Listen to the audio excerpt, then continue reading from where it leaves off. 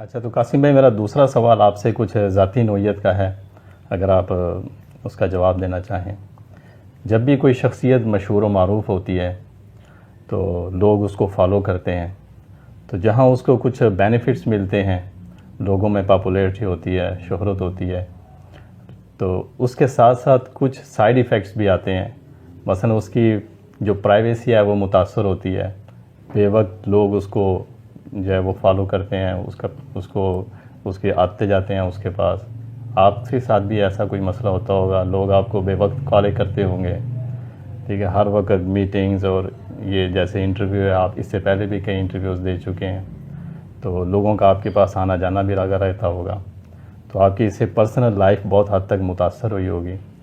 کبھی دل میں ایسا خیال آیا کہ خوابوں کو شیئر کر کے میں نے اپنے آپ کو کس مصیبت میں ڈال دیا؟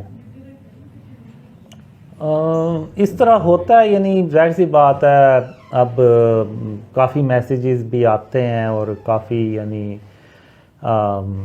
میٹنگز بھی کرنی ہوتی ہیں، سارا کچھ کرنا ہوتا ہے، لیکن میں یہاں پہ یہی بات کہوں گا کہ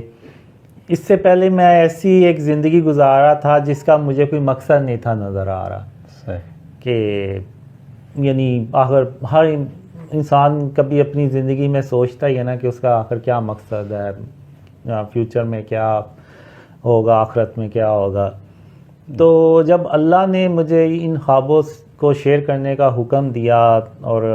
پھر اللہ نے جو ایک سب سے اہم بات مجھے جو اپنے ڈریمز میں بتائی، شرک اور اس کی اقسام، کہ دنیا اس سے پہلے اتنی شرک سے بھری کبھی نہیں تھی جتنی آج شرک سے بھری ہوئی ہے، تو اس میں پھر میں نے اپنے آپ سے کہا کہ میں ایک اچھا مسلمان، کوشش کی، میں نے کرتا ہوں، ابھی بھی کرتا ہوں کوشش کہ میں ایک اچھا مسلمان بنوں، لیکن میں اس طرح سے نہیں بن پایا۔ جیسے کہ آپ لوگ دیکھ بھی رہے ہیں، میری داڑھی بھی نہیں ہے اور میں کوئی نمازیں بھی باقاعدگی سے نہیں پڑھتا۔ تو میں نے اپنے آپ سے کہا کہ میں کچھ نہیں کر سکا، لیکن ایک کام اللہ نے کہا مجھے ڈریمز میں کہ اس اور خاتم النبیین محمد صلی اللہ علیہ وسلم نے بھی مجھے ڈریمز میں کہا کہ یہ جو پیغام ہے نا خوابوں کا، یہ امت تک پہنچانا ہے، یعنی پوری مسلم امت تک۔ تو میں نے کہا کہ یہ کام میں انشاءاللہ اللہ کی مدد سے ضرور کروں گا،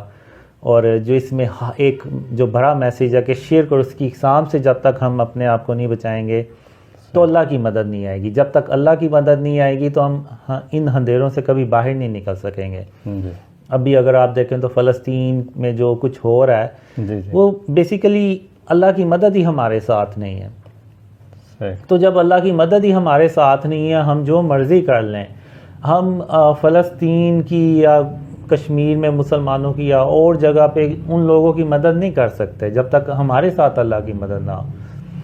تو پھر میں نے یعنی سوچا کہ میں کچھ اور نہیں کر سکا تو کم از کم میں یہی کام کر لوں۔ تو اسی لیے میں نے پھر اپنے آپ کو آپ کہہ لیں کہ میں اس چیز کے لیے میں نے اپنی لائف جو ہے نا ایک وقف کی، اور بعض اوقات ہوتا ہے مجھے، لیکن میں کہتا ہوں کہ نہیں، میں کچھ اور کام نہیں کر سکا۔ ایک یہ میں پیغام ہی پوری امت کو اگر میں پہنچانے میں اللہ کی مدد سے کامیاب ہو گیا کہ شرک اور اس کی اقسام سے اپنے آپ کو بچانا ہے اور پاک کرنا ہے، اور اس سرزمین کو پاک کرنا ہے، تو میرے لیے یہی بہت بڑی کامیابی ہوگی جو بھی انسان زندگی میں سوچتا ہے۔ تو بس میں وہ یہ سمجھ کے نا تو اس کام کو اللہ کی مدد سے کرتا ہوں۔ اچھا، اسی سے ریلیٹڈ قاسم بھائی ایک اور سوال ذہن میں آ رہا ہے کہ آپ چونکہ پاکستان سے تعلق رکھتے ہیں اور آپ کی لینگویج بھی اردو ہے، اور آپ کے جو خواب ہیں ان کا بہت بڑا حصہ پاکستان سے متعلق ہے، تو کیا آپ کے یہ جو خواب ہیں یہ صرف پاکستان کے لوگوں کے لیے ہیں یا پوری مسلم امت کے لیے ہیں؟ جیسے آپ نے ابھی فلسطین کی بھی بات کی، تو یہ جو شرک اور اس کی اقسام کے بارے میں آپ بتاتے ہیں، تو کیا یہ صرف پاکستان کے حد تک ہے یا پوری مسلم امت کے لیے آپ کا یہ پیغام ہے؟ نہیں، یہ پیغام تو پوری امت کے لیے ہے، چاہے وہ امریکہ میں ہو کوئی مسلمان، آسٹریلیا میں ہو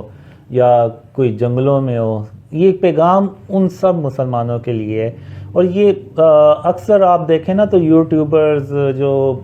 میرے اگینسٹ ویڈیوز بناتے ہیں، وہ یہی بات کرتے ہیں کہ اس کے خوابوں میں کوئی نئی بات نہیں ہے، وہی پہلے والی بات نہیں ہے. تو یعنی یہ میرے لیے یعنی یہ ایک پروف بھی ہے کہ میرے جو خواب ہیں نا یہ قرآن اور سنت سے نہیں ٹکراتے، اور یہ صرف ایک یعنی ریمائنڈر ہے ہمارے لیے، کیونکہ یہ ماڈرن دور ہے، ماڈرن دور میں ماڈرن شرک ہے اور ماڈرن شرک کی اقسام ہے، تو جن میں سے اکثر مسلمانوں کو تو پتہ ہی نہیں ہے کہ یہ چیزیں شرک میں آتی ہیں، یہ شرک میں نہیں آتی. تو اب یہ پیغام جو ہے نا وہ پوری امت کو پہنچانا ہے. اور جو میں نے ڈریمز میں دیکھا ہے کہ جو جب غزوہ ہند ہوتی ہے تو اس کے بعد پاکستان اللہ کی مدد سے امریکہ اور رشیا کو بھی شکست دیتا ہے، تو اس کے بعد پھر مسلمان جو مشرق سے آتے ہیں وہ خاتم النبیین محمد صلی اللہ علیہ وسلم کا سچا اسلام پوری دنیا میں پھیلاتے ہیں، تو پھر پوری دنیا امن سے بھر جاتی ہے، اور سب کو یعنی پتہ چل جاتا ہے کہ یعنی جو خاتم النبیین محمد صلی اللہ علیہ وسلم کا اصل اسلام جو ہے نا وہ امن سے بھرا ہوا ہے. تو یعنی یہ صرف پاکستان کے لیے نہیں ہے، پاکستان سے ایکچوئل میں اس چیز کا آغاز ہونا ہے. یعنی جو خاتم النبیین محمد صلی اللہ علیہ وسلم کا جو سچا اسلام ہے نا اس کی جو بنیاد ہے نا وہ پاکستان سے دوبارہ انشاءاللہ رکھی جائے گی، اور وہ پھر اسلام پوری دنیا میں پھیلے گا. مطلب کہ پاکستان کا ایک مرکزی کردار ہے اگلے زمانے کے حالات کے بارے میں. جی ایسے ہی ہے، یعنی میں نے ڈریمز میں یہ دیکھا، ایون اینڈ آف ٹائم میں جتنا بھی رول ہے نا وہ پاکستان کا ہی ہے سارا، یعنی مرکزی رول پاکستان کا ہی ہے. ماشاءاللہ. چلیں ہمیں اس سے بڑی خوشی ہوئی کہ کوئی اچھی خبر ہم نے پاکستان کے متعلق بھی سنی، اس لیے کہ بری خبریں تو ہم بہت سنتے رہتے ہیں، اور آپ کے منہ سے ہم نے ایک اچھی خبر سنی تو ہمیں اس کے اوپر بڑی خوشی ہوئی.